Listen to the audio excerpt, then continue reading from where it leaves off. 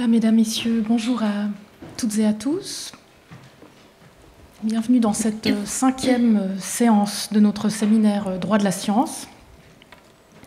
J'ai le plaisir aujourd'hui d'accueillir Mylène Bidault-Abdoul, qui est docteur en droit et fonctionnaire au Commissariat aux droits de l'homme des Nations Unies à Genève.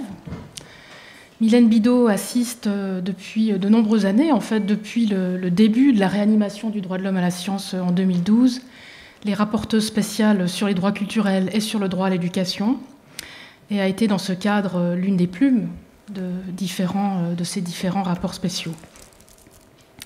Elle est aussi membre de l'Observatoire de la diversité des droits culturels de l'Institut interdisciplinaire d'éthique et des droits de l'homme de l'Université de Fribourg en Suisse, qui est aussi la mienne. Elle a participé à cette occasion à la rédaction de la Déclaration de Fribourg sur les droits culturels de 2007, une déclaration que je vous recommande vivement si vous ne la connaissez pas. Et elle est chargée des travaux de révision, désormais en cours de cette déclaration. Mylène Bidault est spécialiste de droit international des droits de l'homme, et tout particulièrement des droits culturels. Elle prépare d'ailleurs actuellement un ouvrage d'introduction aux droits culturels, à paraître aux éditions Dalloz, dont nous nous réjouissons tous beaucoup. La conférence qu'elle nous propose cet après-midi porte sur la participation à la science. Elle se situe au croisement des diverses expertises de Mylène Bidault en droit culturel et sur le droit de l'homme à la science. J'ajoute et je souligne qu'elle s'exprime à titre strictement personnel cet après-midi. Un grand merci, chère Mylène, d'avoir accepté notre invitation. Nous nous réjouissons beaucoup de t'entendre. Merci. Merci beaucoup Samantha, bonjour à tous. C'est un grand honneur pour moi d'être ici et de m'adresser à vous. Alors merci Samantha d'insister sur le fait qu'en effet j'ai beaucoup travaillé sur les droits culturels au Haut Commissariat des Nations Unies sur les droits de l'homme. Et c'est important de le préciser parce que, en effet, je vais parler du droit à la science en tant que droit culturel. Et ça a des conséquences en termes de contenu et de la façon dont on comprend le droit à la science. Donc c'est vrai que j'ai travaillé auprès de nombreux mécanismes de supervision des droits humains et c'est sur la base de ces travaux que je vais faire ma présentation, notamment sur les travaux donc, des 2 rapporteuses spéciales sur droit à l'éducation et les droits culturels, mais aussi le Comité des droits économiques, sociaux et culturels, qui a publié 2 commentaires généraux sur le droit de participer à la vie culturelle en 2009, et la science et les droits économiques, sociaux et culturels en 2020. Donc je vais partager avec vous ce que j'ai appris moi-même, mon cheminement personnel. Et oui, en effet, je m'exprime à titre strictement personnel, donc les vues que je vais exprimer ne vont pas nécessairement refléter les vues ni du Haut Commissariat aux droits de l'homme, ni des mécanismes auprès desquels je travaille. Ça résonne un peu. Voilà. Voilà. Alors voici le contenu de ma présentation. Nous aborderons tout d'abord le droit de toute personne de participer à la vie scientifique en tant qu'élément du droit de participer à la vie culturelle. On va brièvement s'attarder sur la notion de participation, dont on oublie trop souvent les dimensions justement culturelles et scientifiques. Ensuite, discuter la raison pour laquelle il est important de mieux reconnaître le droit de participer à la science. Définir la science, définir les sciences sera une étape nécessaire pour ensuite vraiment s'attarder sur le contenu du droit de participer à la science. Donc le premier point, toute personne a le droit de participer à la vie scientifique en tant qu'élément du droit de participer à la vie culturelle. Alors pour un peu mettre les choses dans leur contexte, je voudrais repartir d'un peu loin, mais on va vite arriver à la question des sciences qui est, si on parle des droits culturels et de la culture, de quelle notion de culture on parle. Donc c'est là qu'il faut débuter et on a en fait en droit international depuis le début des années 80, 1982, une déclaration agréée par les États dans la déclaration de Mexico, de l'UNESCO, avec une définition de la culture un peu par le haut comme ça, qui va dire que la culture, dans son sens le plus large, est considérée comme l'ensemble des traits distinctifs, spirituels, matériels, qui vont venir caractériser un groupe social ou une société. Donc on a comme ça une définition un peu par le haut.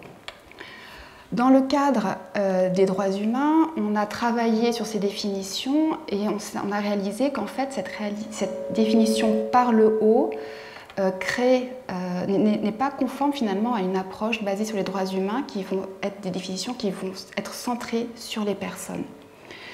Donc le Comité des droits économiques, sociaux et culturels, en 2009, a adopté une notion de culture en travaillant sur la question du droit de participer à la vie culturelle.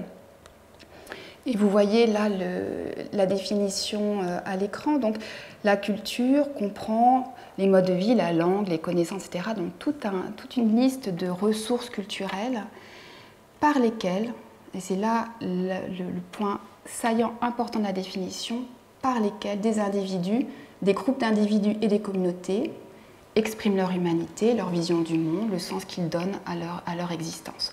Donc on voit que ce n'est pas une définition par le haut, c'est une définition par le bas, c'est ce dont se saisissent les gens pour en fait définir leur identité culturelle. C'est quoi le fait d'être un être humain d'un point de vue culturel, c'est quoi la dignité humaine. Donc dans ce commentaire général 21, le comité a poursuivi en disant deux choses, c'est que du coup la culture est une notion vaste qui englobe sans exclusive toutes les manifestations de l'existence humaine, c'est une définition très large, et la notion de culture ne doit pas être considérée comme une série de manifestations isolées ou de compartiments hermétiques, mais comme un processus interactif par lesquels les personnes et les communautés, tout en préservant leurs spécificités individuelles et leurs différences, expriment la culture de l'humanité. Et là, on a une réponse très claire à la définition proposée par l'UNESCO. La science, donc, est une composante de la culture. Et donc en 2020, c'est ce que le comité, des années plus tard, a confirmé de façon tout à fait explicite, en disant que la vie culturelle est donc quelque chose de plus vaste que la science, car elle recouvre d'autres aspects de l'existence humaine. On est fondé cependant à considérer que l'activité scientifique fait partie de la vie culturelle. Donc le droit à la science est un droit culturel. Plusieurs textes d'ailleurs le confirment. On pourra en parler si vous voulez plus tard dans les questions et réponses. Qu'à partir de là, définition de la culture, la science fait partie de la culture, définition des droits culturels. Et ça, c'est la rapporteuse spéciale sur les droits culturels, donc la première rapporteuse spéciale, Farida Chahid, et aussi en 2009, donc même année 2009-2010, même année que l'année d'adoption du commentaire général du Comité des droits économiques, sociaux et culturels. Ils ont travaillé en parallèle, très clairement. La définition des droits culturels s'inspire de la définition de culture proposée par le comité, en disant que les droits culturels protègent les droits de chacun, individuellement, collectivement, ou les droits des groupes. On trouve le même langage, de développer, d'exprimer leur humanité, leur vision du monde, la signification qu'ils donnent à leur existence, par l'intermédiaire, entre autres, et à nouveau, on retrouve une série de ressources culturelles, convictions, langues, connaissances, expressions artistiques, etc. Donc, une fois qu'on en est là, on est quand même enclin à dire que la science et les technologies participent à ces processus identitaires, ces processus de développement, de recherche d'épanouissement, de vision du monde, de sens donné à l'existence et de la façon dont nous nous définissons en tant que personnes humaines et la façon dont on veut aborder le monde, ses difficultés et comment on veut le comprendre.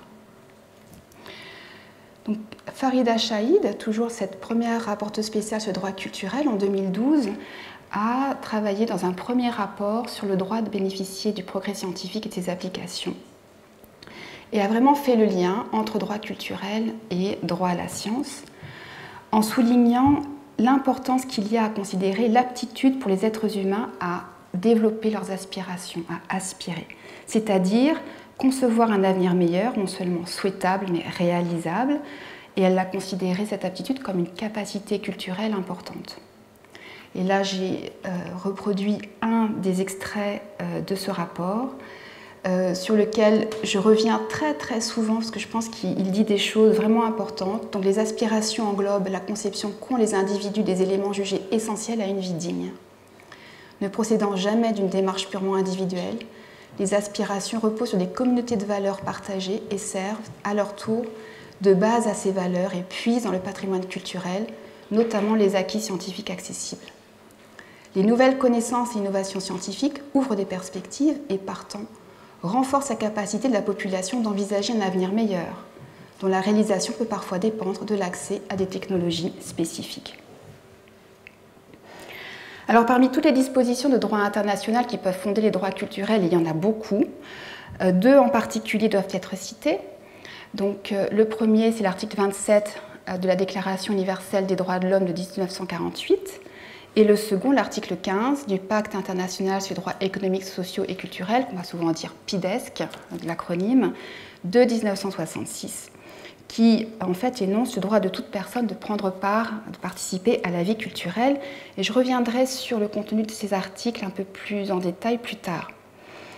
À ce stade, ce que je veux souligner, c'est que ces dispositions, les textes, tels qu'ils sont interprétés aujourd'hui, exigent le respect de la diversité culturelle, qui doit être considérée comme la sœur jumelle du principe de l'universalité. L'un ne peut pas aller sans l'autre. Sinon, vous avez une espèce de rouleau compresseur uniformisant.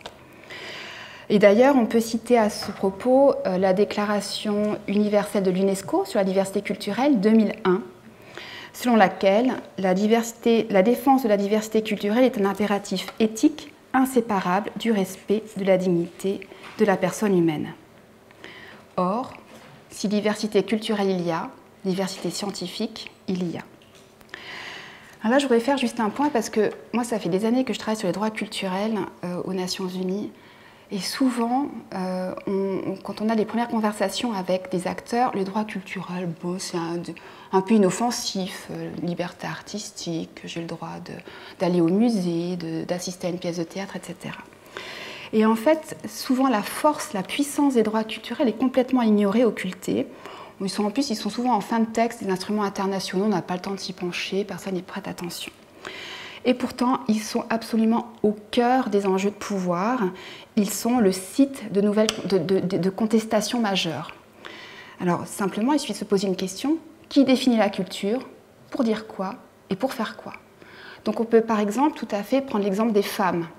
Donc, est-ce que lorsque on impose une interprétation particulière de la culture qui vise à confiner les femmes dans un certain rôle ou exiger d'elles certaines pratiques, qui est-ce qui le dit, la culture ou les personnes qui sont derrière la culture, qui sont en position dominante dans un groupe culturel?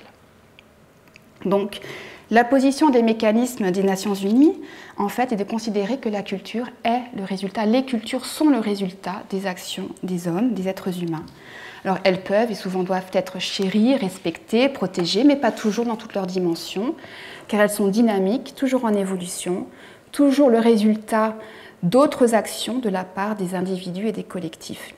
Donc, elles peuvent aussi être critiquées, remises en cause et prendre de nouvelles directions. Et d'ailleurs, la déclaration de l'UNESCO dont je vous ai parlé de 2001 sur la diversité culturelle dit bien que nul ne peut invoquer la diversité culturelle pour porter atteinte aux droits de l'homme garantis par le droit international, ni pour en limiter la portée. Et donc on voit bien la question fondamentale, c'est qui participe à ces actions qui font œuvre culturelle et donc scientifique. Donc la même question doit se poser dans le domaine de la science. Qui définit la science? Pour dire quoi? Et pour faire quoi? Et là, on voit qu'on a tout un champ de réflexion et d'interrogation qui s'ouvre et auquel se confrontent actuellement de plus en plus explicitement les mécanismes onusiens de contrôle ou de supervision en matière de droits humains. Et en toile de fond, on a des discussions sur la question de la science comme bien commun, la question de rapport de force entre les États du Sud global et les États du Nord global. Et la question est posée de plus en plus nettement, en tout cas dans nos champs de travail, c'est celui de la décolonisation des sciences. Est-ce que la science est un moyen de coloniser et de soumettre? Donc la question doit se poser. On voit bien donc que la question n'est pas que celle de l'accès à la science. La question majeure, c'est celle de la participation. Alors c'est pour la raison... Alors moi aussi parfois j'utilise le terme droit à la science et pourtant je déteste ce terme. Donc je tombe moi aussi dans la facilité. Et je trouve que ce n'est pas rendre justice à la profondeur de ce droit. On doit parler d'un droit de participer à la science. Je préfère même finalement, alors j'hésite parfois j'avoue, entre le droit de participer à la science qui englobe la notion d'accès, mais qui finalement occulte aussi la notion d'accès. Donc je préfère parler de droit d'accéder à et de participer à la science. Parce qu'en fait, avec un droit à la science, on a l'impression que la science, elle est là, elle est gravée dans le marbre, comme la culture serait là, et on a juste à aller s'en saisir sans dialoguer avec elle, sans faire partie d'elle, sans être partie des gens qui font œuvre de culture ou œuvre scientifique. Et à ce propos, je voudrais porter votre attention sur ce paragraphe encore du Comité des droits économiques, sociaux et culturels, le commentaire général numéro 25, qui dit « On ne saurait considérer que le droit de bénéficier du progrès scientifique établit une distinction rigide entre le scientifique qui produit le savoir scientifique et le reste de la population, auquel ne serait garanti que le droit aux avantages procurés par la recherche menée par les scientifiques. » Donc il n'y a pas la science là, avec l'accès en bas, la participation en haut. Alors, entendez-moi bien, ça ne signifie pas que chacun devient un chercheur scientifique renommé qui a le droit d'être écouté de façon égale à toute autre personne. Mais ce qu'on doit bien comprendre, c'est que les gens peuvent faire des recherches dans leur propre domaine et en relation avec leurs propres préoccupations et aspirations, en utilisant leurs connaissances, en les affinant pour leur propre développement personnel. Par exemple, les agriculteurs.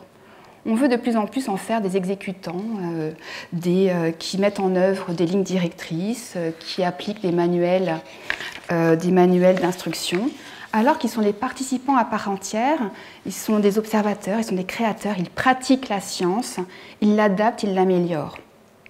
Et il existe de nombreuses manières pour les individus de participer à la science sans porter atteinte à l'expertise des professionnels scientifiques, mais en la complétant de manière les plus diverses et en exigeant surtout, une chose importante, que la science réponde à leurs besoins et à ceux de la société dans son ensemble, ce qu'elle ne fait pas toujours. Je terminerai juste sur ce point en disant qu'un droit humain, c'est un droit reconnu à tous, ce n'est pas un droit qui est reconnu en fonction des diplômes ou d'une profession. Alors on peut faire le parallèle avec les arts, qui permet parfois de mieux comprendre. Chacun a droit à la liberté artistique. Ce n'est pas pour ça qu'on est un artiste de renommée mondiale, mais ça permet de protéger et d'encourager les pratiques artistiques et la liberté d'utiliser les arts comme vecteur d'expression et de construction individuelle et collective. Donc fondamentalement, ça veut dire que nous sommes sur des enjeux majeurs de participation démocratique.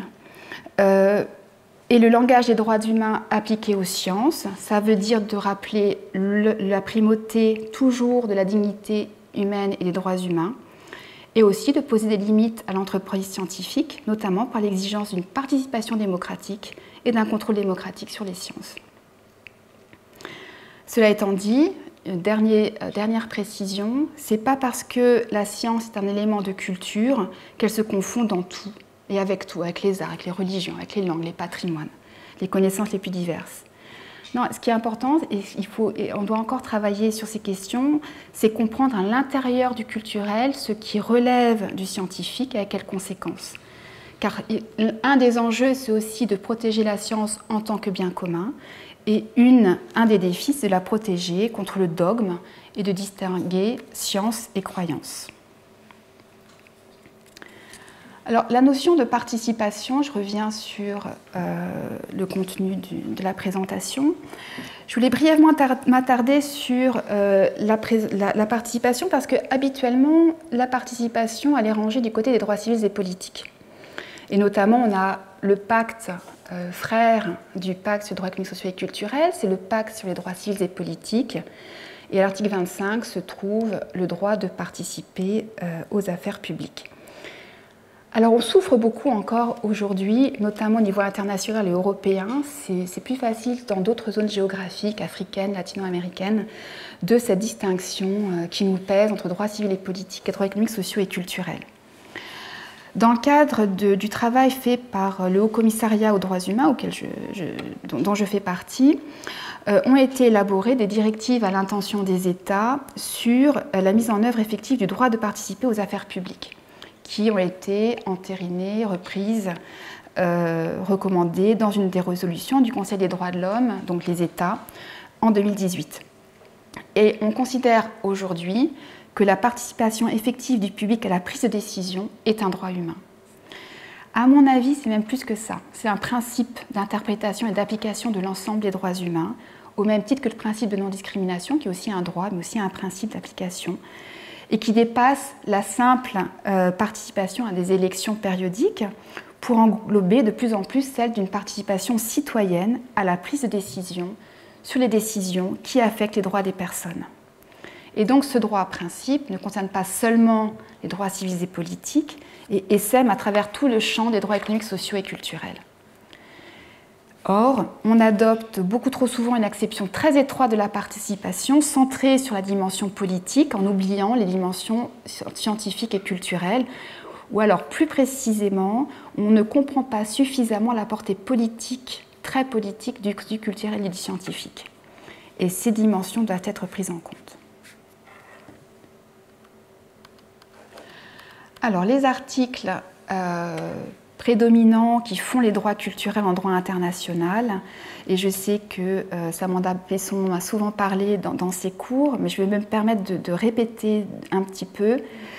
On a assisté entre 1948, l'année d'adoption de la Déclaration universelle, et 1966, l'année d'adoption du pacte, sachant que les deux ont été écrits en parallèle, quand même, ce qui est assez étonnant.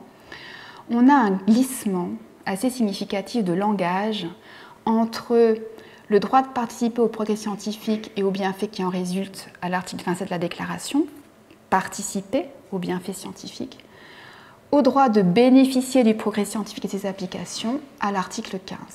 Donc on passe en effet d'une approche plutôt collective et participative en 1948 à une approche plus individuelle d'accès, redistributive éventuellement, d'accès à la science à l'article 15. Donc on revient à cette histoire de je dois accéder à cette science qui m'échappe en fait. Et en même temps, nous, notre travail auprès des mécanismes des Nations Unies, c'est l'interprétation.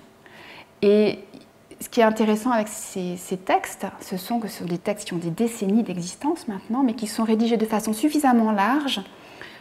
Ça, c'est vraiment une des caractéristiques majeures des instruments sur les droits de l'homme, donc de pouvoir s'adapter aux époques et aux contextes et aux nouveaux enjeux. Ce sont des instruments vivants.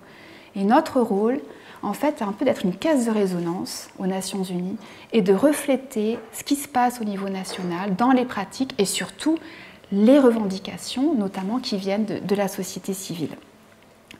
Et on peut tout à fait, à bien regarder la structure de l'article 15, considérer que le droit de bénéficier du progrès scientifique et de ses applications est simplement une émanation du A, du droit de participer à la vie culturelle, qui inclut le droit de participer à la vie scientifique, qui est simplement une spécification du A, tout comme d'ailleurs le C, qui aussi est une spécification du A. Donc pourquoi aujourd'hui est-ce qu'on revient sur cette nécessité de mieux reconnaître le droit de participer à la science? Alors on voit, ce n'est pas nouveau, c'était déjà là en 1948.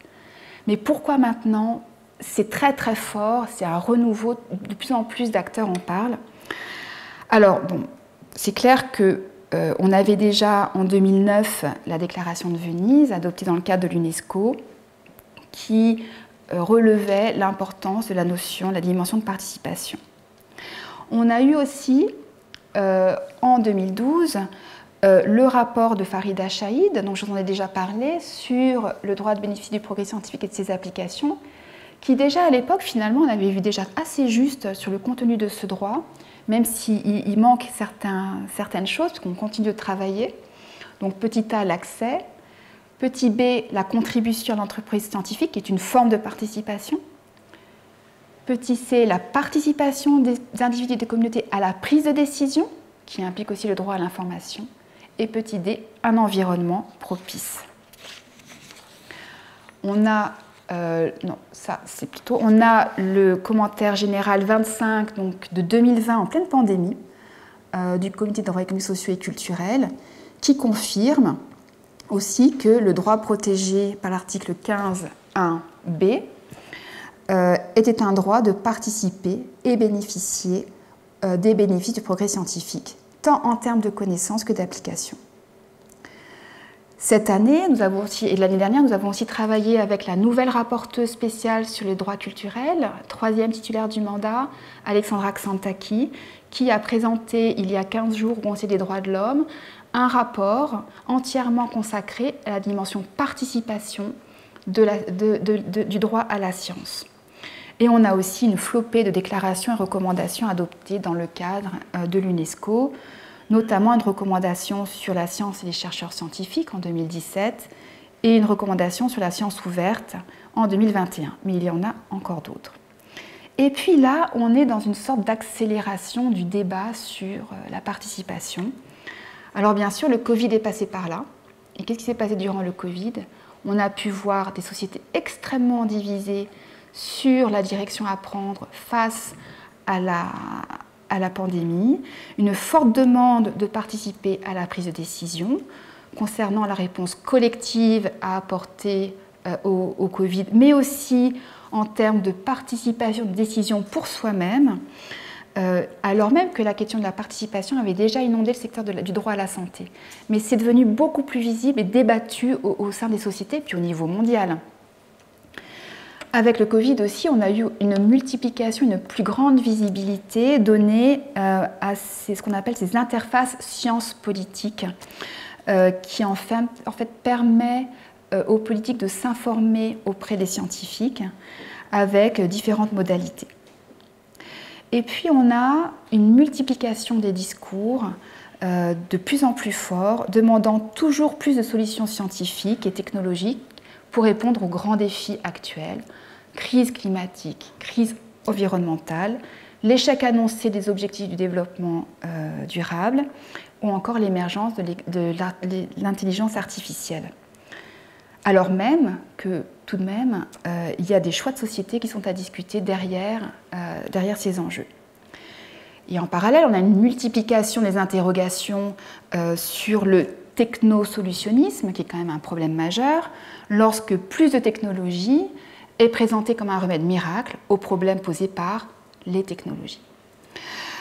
Donc on a en plus un contexte de pression énorme parce que des enjeux financiers énormes, et on doit se poser une question, je vous la pose, pourquoi souvent les avancées technologiques sont annoncées dans les pages économiques des grands journaux? La plupart, si vous faites attention, elles sont dans les pages économiques, en termes de retour sur investissement, de rapports financiers, mais pas en termes d'avancées et de bien-être pour tous ou même d'enjeux démocratiques. Et là, en plus, dans un contexte géopolitique assez tendu, qui n'est pas des meilleurs en ce moment, de plus sur la question du partage des ressources, des transferts de technologies, de l'appropriation des savoirs et des régimes de propriété intellectuelle, et plus largement de la compétitivité économique et technologique entre États, plutôt que la coopération, et de la participation des États du Sud, globale, et encore, ces enjeux, ces questions qu'on nous pose. Est-ce qu'il faut décoloniser les sciences et qu'est-ce que ça veut dire? Donc justement, dans son dernier rapport présenté en mars au Conseil des droits de l'homme, la rapporteuse spéciale Alexandra Xantaki a bien dit que la science ne peut pas produire des résultats positifs escomptés, parce qu'on met beaucoup sur la science. Résoudre la crise climatique, résoudre ceci, résoudre cela. On ne peut pas avoir des bénéfices pour tous si on n'adopte pas un langage qui est fondé sur les droits humains et notamment sur le droit à la science. Parce qu'en fait, tout de même, adopter un langage qui est fondé sur les droits humains, ça veut dire quoi? Ça veut dire importer dans la discussion les principes d'équité, d'égalité, justice, autonomie individuelle et collective, liberté, dignité, participation, respect de la diversité culturelle, respect de la diversité scientifique. Et aussi poser la question de la science comme bien commun. Donc je l'ai déjà dit, on se trouve au cœur d'enjeux de pouvoir. La science rend puissant, la science rend riche. Donc de quelle science parle-t-on? Qu'est-ce qui est inclus? Qu'est-ce qui ne l'est pas? Pourquoi? Et avec quelles conséquences? Qui décide de l'orientation de la science? Quelles preuves scientifiques doivent fonder la décision politique? Qu'est-ce qu'un progrès et pour qui? Et comment atténuer les risques? Parce que souvent qu'il y a un progrès pour les autres, il y a méfait pour d'autres. Comment ça s'équilibre? Est-ce qu'il faut équilibrer? Parce qu'il est facile de dire que la science représente un progrès pour les droits de l'homme, encore faut-il le faire. Là, on a eu ce débat avec les États au sein du Conseil des droits de l'homme. Et c'est vrai que la plupart des États vont vous dire qu'ils font des choses magnifiques en matière scientifique. Le langage axé sur le droit à la science, ce que ça signifie, est loin d'être encore approprié et compris. Donc là, ce sont toutes les questions auxquelles peu à peu les mécanismes de contrôle essaient de répondre, d'apporter des réponses, de façon malaisée. C'est pas facile. Pourquoi? Parce qu'en fait, alors que nous, je vous ai dit, on est plutôt une caisse de résonance sur les pratiques qui se font dans les États, dans les sociétés, en fait, une sorte de disconnexion entre le national et l'international, parce que justement, le langage droit de l'homme n'est pas suffisamment ancré dans les scènes nationales pour ce qui concerne le droit à la science. Et du coup, on n'a pas les enjeux qui sont formulés ou qui viennent devant nous pour nous poser les questions dans le langage des droits. Alors, une des difficultés majeures, c'est celle de la définition des sciences.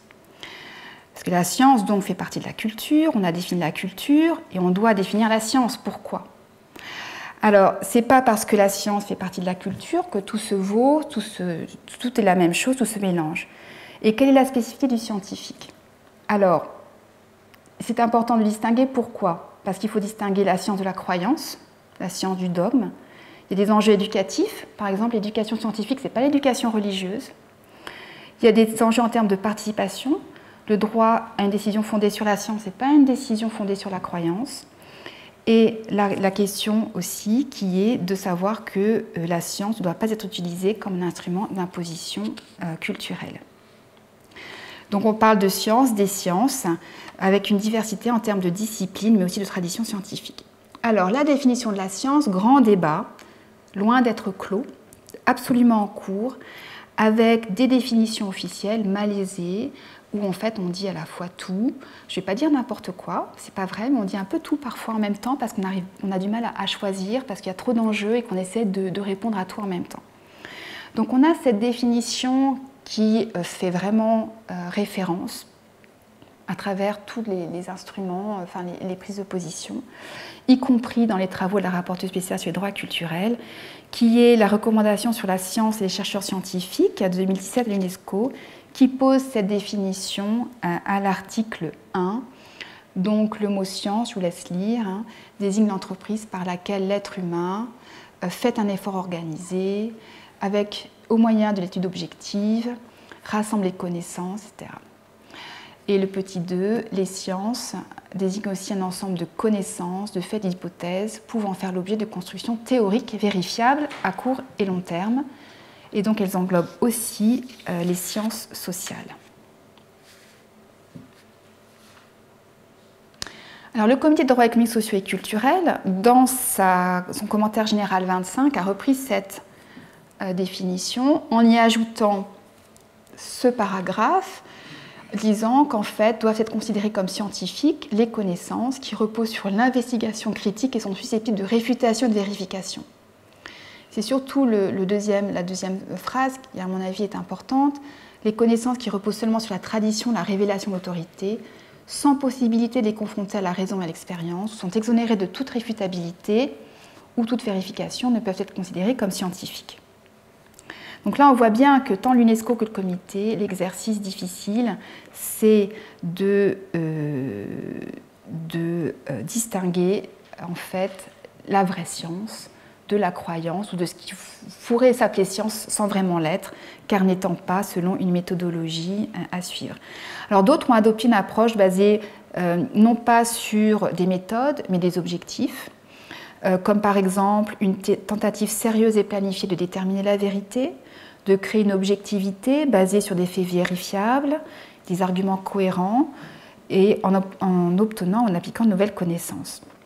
Et la rapporteuse sur les droits culturels, elle-même, a repris un petit peu l'ensemble de ces éléments, sans vraiment se prononcer, en disant que les notions de validation, réfutation, vérification doivent être interprétées de manière ouverte et inclusive.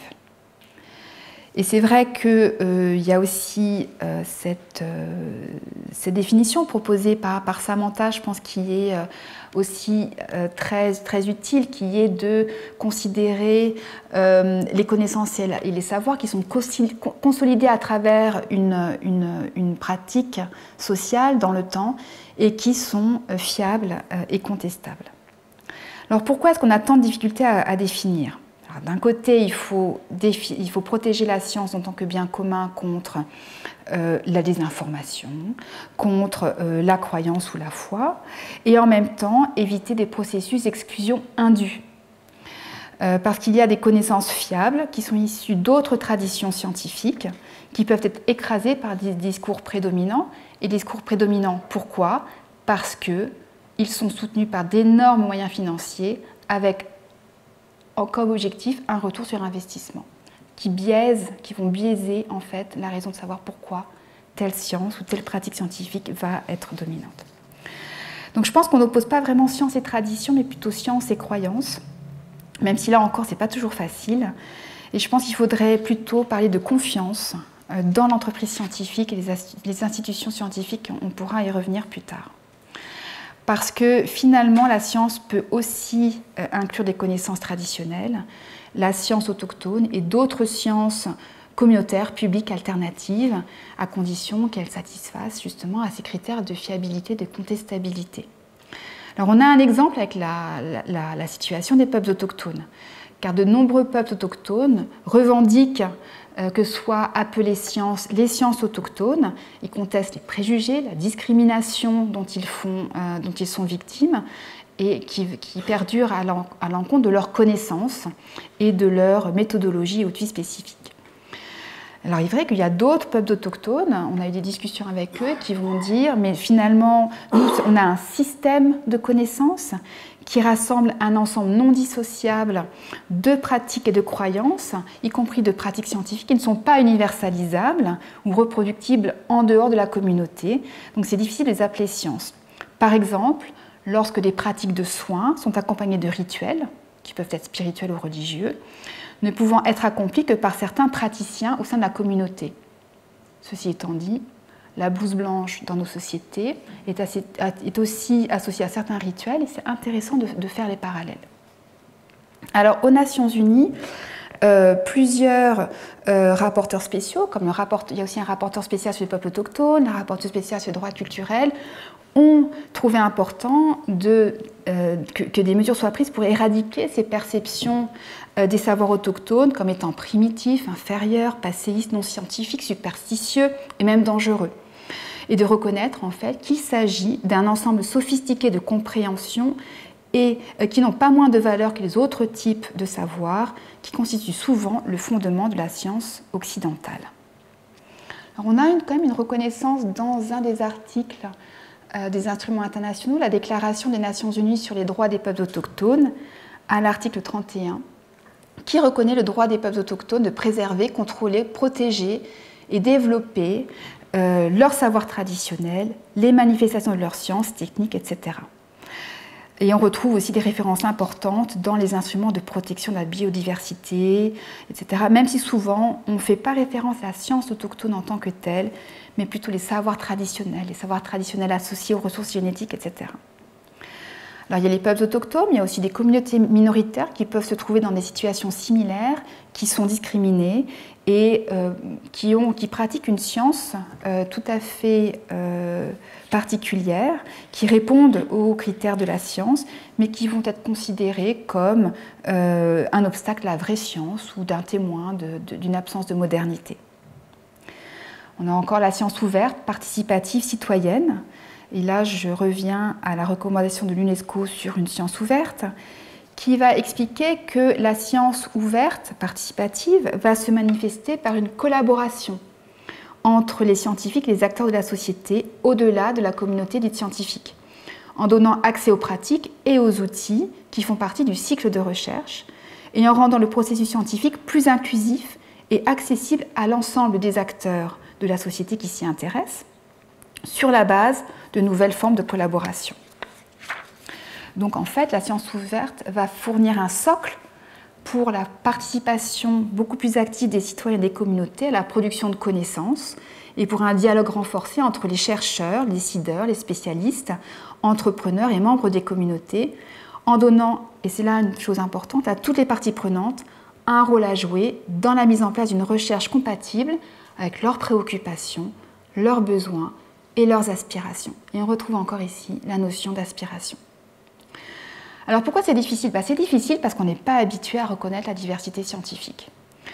C'est-à-dire reconnaître, alors oui, que la science va recouvrir les sciences vont recouvrir une multiplicité de disciplines. Donc ça, c'est sciences naturelles, sciences sociales, c'est le plus facile. On s'y habitue. Mais aussi que les connaissances scientifiques sont produites par des communautés historiquement et culturellement situées. Que les sciences sont plurielles, issues de traditions et d'horizons culturels variés, dans des langues variées, selon des modes de recherche diversifiés et portés par des communautés scientifiques ou épistémiques variées, de local à transnational. Alors, on peut prendre comme exemple les diverses traditions médicales qui sont précieuses parce qu'elles peuvent aller d'une vision très cartésienne du corps humain, qui vont considérer la personne humaine comme une machine, de façon caricaturale, qu'on peut examiner et guérir pièce par pièce, à une vision beaucoup plus holistique, comprenant la personne humaine dans sa dimension indissociable corps-esprit, en relation avec l'environnement, en relation permanente avec son environnement. Donc c'est ce que nous apprennent ou nous réapprennent nombre d'approches non occidentales. Perdre cette diversité, c'est un appauvrissement effarant. Donc les sciences ne sont pas uniquement le fait des professionnels, et l'expertise peut se trouver là où on ne l'attend pas nécessairement. Donc la rapporteure spéciale sur les droits culturels en 2024, donc je me réfère encore au rapport qui a été présenté il y a quelques semaines au Conseil des droits de l'homme, a dit qu'une distinction stricte entre science et tradition mine l'immense diversité des connaissances à travers le monde. La science peut aussi être une tradition. C'est un corpus de connaissances qui se développe au fil du temps au sein d'une communauté épistémique avec des modes de communication internes, ses modes propres de sélection et d'authentification des savoirs, ses autorités, ses modes externes de communication, etc. Alors, qu'est-ce que, dans ce contexte, participer à la science? Alors, le droit de participer à la vie culturelle, et le comité de droits économiques, sociaux et culturels l'a dit de façon très explicite, requiert et contient le droit de participer à la vie scientifique, à la science. Et ici, accès et participation, je tiens à souligner, sont deux dimensions absolument indissociables qu'il faut toujours avoir en tête. L'accès ne peut pas se faire sans participation et vice-versa, participation ne peut pas se faire sans accès. Donc, qui participe? Bien entendu, les scientifiques, professionnels ou non professionnels, mais aussi toute personne avec, il est vrai, diverses modalités de participation. Et là se pose la question de la place de l'expertise. Parce que la science est quand même un domaine dans lequel l'expertise doit avoir sa place, doit prévaloir, mais en même temps, on est en train de se rendre compte que le cercle des experts n'est pas aussi exclusif qu'on le pensait. Et d'ailleurs, j'aime beaucoup cette proposition qui a été faite de ne pas parler d'experts, mais de personnes ayant une expertise, ce qui permet d'ouvrir un peu plus le champ. Alors par exemple, on a plein d'exemples. Dans le domaine du droit à la santé, on va souvent utiliser le terme de communauté affectée pour désigner la participation des non-scientifiques. Et on a une grande tradition depuis en fait les premiers mouvements de lutte contre le sida et le VIH, donc dès le début des années 80, lorsque les personnes affectées par le sida et leurs familles ont le poing sur la table, exigé de faire partie sur un pied d'égalité au protocole de recherche.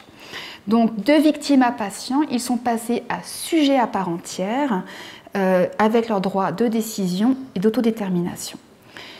Des principes de Denver de 1983 ont été formulés à cette époque, donc axés sur le VIH-Sida, mais qui maintenant ont essaimé à travers toute une pratique scientifique et médicale. Alors, la recommandation de l'UNESCO sur une science ouverte reconnaît aussi, au-delà de la question du champ médical, de la santé, une multiplicité d'acteurs et de parties prenantes. C'est toute la flopée des chercheurs, des universitaires, des académiques, des membres des sociétés professionnelles, mais aussi les professionnels de l'information, les bibliothécaires. On peut ajouter les professionnels des musées et aussi tous les utilisateurs, le grand public, donc en fait toute personne.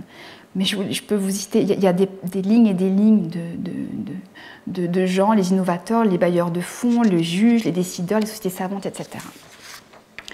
Ce qui compte, c'est de se rappeler, et ça c'est aussi l'approche basée sur les droits humains, que le principe de non-discrimination doit toujours s'appliquer, c'est-à-dire que ça nous oblige à porter une attention particulière sur les groupes marginalisés.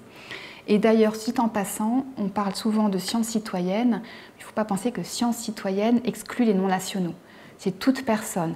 Sciences citoyennes, le citoyen fait plutôt écho au terme de participation à la vie démocratique. Et une dimension toute particulière, bien sûr, c'est celle des considérations géographiques. Dans un paysage scientifique mondialisé, la participation est particulièrement difficile pour les chercheurs, les académiques qui sont situés dans le sud global, qui vont rester victimes de préjugés, de discriminations et de barrières tant à l'accès aux publications scientifiques qu'à la publication. Alors, d'accord, mais comment on participe? Parce qu'en fait, tout le monde peut participer à des niveaux différents, sur des positions différentes, mais comment est-ce qu'on participe?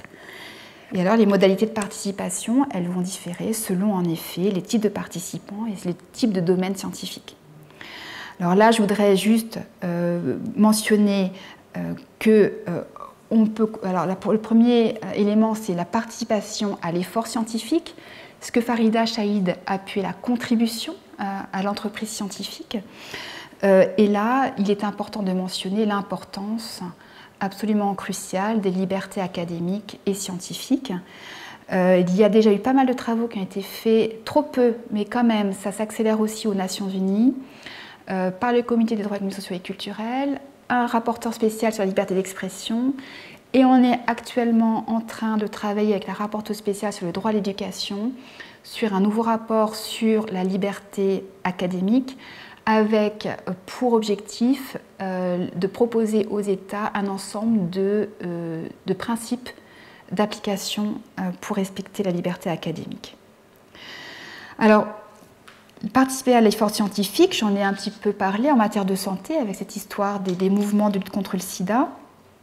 Alors ça veut dire quoi? Ça veut dire que des conseils consultatifs communautaires peuvent proposer des études, s'opposer à l'exclusion de certaines populations des études, remettre en question l'utilité des procédures, donner leur avis sur la question de savoir si le programme global de recherche évolue dans une direction qui répond à leurs besoins.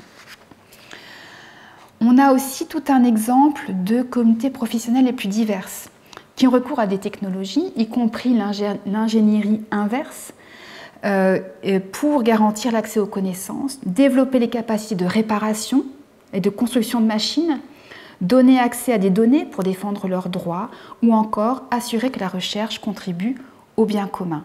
Et là, en fait, l'enjeu, ça va être la mise en place d'une recherche participative plutôt qu'extractive, fondée sur et alimentant la science en tant que bien commun. Donc loin d'une approche d'appropriation des connaissances dans une logique commerciale. Et là, je reprends les propos de Paul-Olivier Dehaye, qui est une personne ayant une expertise, qui s'est exprimée aux Nations Unies au Forum social de 2023. Et qui a cité plusieurs exemples édifiants que je partage avec vous parce que vraiment c'était très intéressant. Donc, il a cité par exemple une initiative qui va encourager de manière très participative les citoyens à installer des caméras préservant la vie privée sur leurs fenêtres pour mesurer la circulation des piétons, des voitures, etc., afin que les scientifiques puissent accéder à ces données et étudier les schémas de mobilité. C'est l'exemple des agriculteurs qui conduisent des tracteurs dits intelligents pour planter des graines dites intelligentes. En fait, ces tracteurs sont dotés de capteurs qui vont envoyer des données sur le rendement des graines. Donc, alors, lorsque les agriculteurs veulent désactiver les capteurs, le tracteur s'arrête de fonctionner. Il ne démarre pas. Lorsque les agriculteurs souhaitent appliquer des techniques scientifiques et exploiter les données à leur propre avantage, ils ne peuvent pas accéder aux données. Donc le droit de participer à la science est ici le prolongement d'un droit à la réparation, d'un droit de contrôler les outils indispensables de votre activité en veillant à ce qu'ils restent alignés sur vos intérêts. Un autre exemple, les chauffeurs d'Uber à Genève.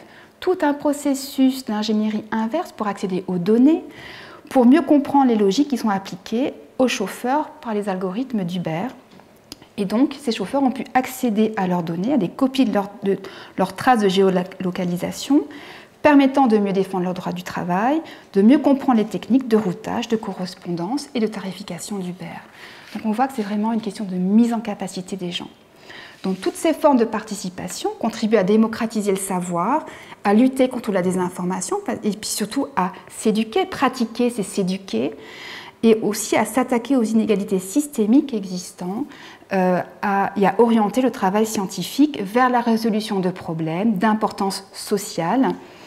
Et ça agit aussi comme un outil de responsabilisation des États et aussi des grands groupes commerciaux qui manquent de transparence ou qui sont dans l'inaction. Et je voudrais ici souligner une chose qui est en train aussi de venir à nous, qui est qu'il ne faut surtout pas limiter la participation à la collecte des données.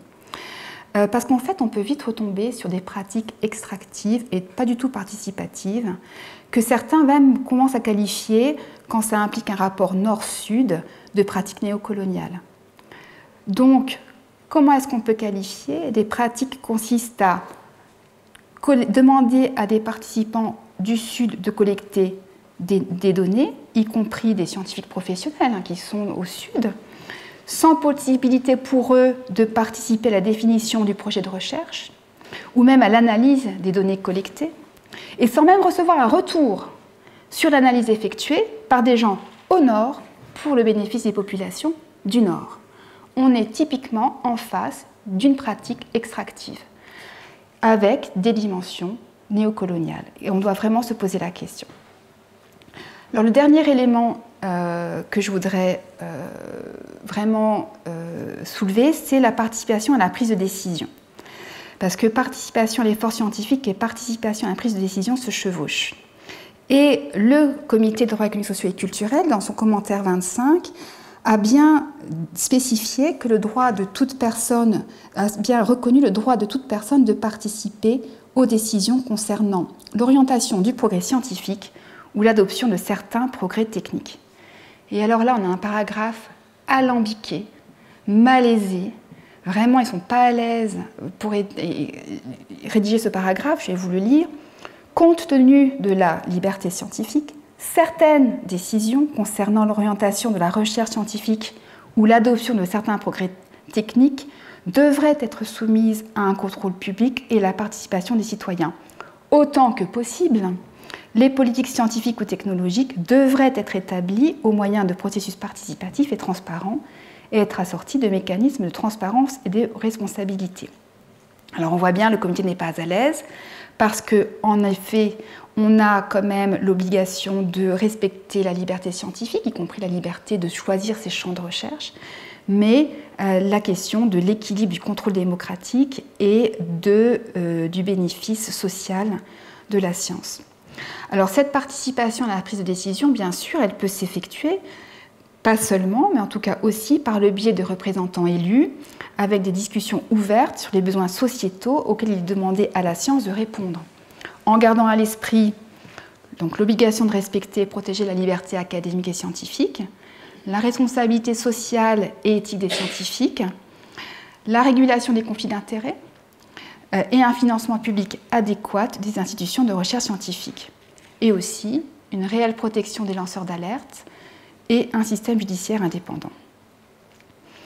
Le comité, en termes de décision politique, a aussi estimé que les États devaient s'efforcer d'aligner leur politique sur les meilleures preuves scientifiques disponibles, soulignant ainsi l'émergence possible d'un droit à une prise de décision scientifiquement fondée et à une science socialement responsable. Alors là, attention, alignement et utilisation, ça ne veut pas dire adoption automatique des vues des scientifiques. La science doit, prenant en compte la diversité scientifique, doit éclairer le droit, mais pas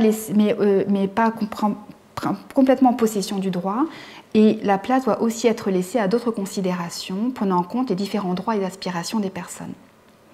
Et ici, la notion de diversité scientifique fait référence à la diversité des disciplines, parce que quand on parle de la participation des sciences à la prise de décision, ce n'est pas que les sciences naturelles, c'est aussi l'ensemble des sciences sociales, l'histoire, la sociologie, la psychologie, doivent aussi interagir avec les sciences naturelles pour fournir des preuves et éclairer les décisions politiques, notamment en ouvrant, démêlant les questions éthiques et en déconstruisant cette approche techno-solutionniste dont j'ai parlé auparavant.